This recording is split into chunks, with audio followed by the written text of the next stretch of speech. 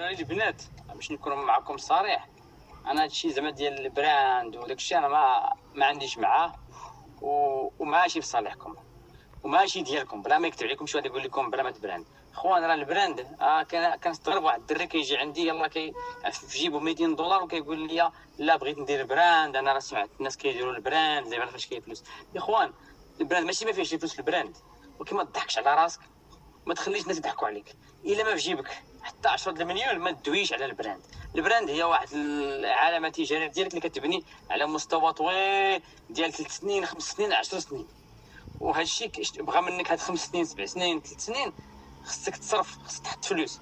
دونك بلا ما تضحك على راسك وانت ما في جيبك حتى 10 المليون ولا 20 مليون ديالك حره وتدوي على البراند.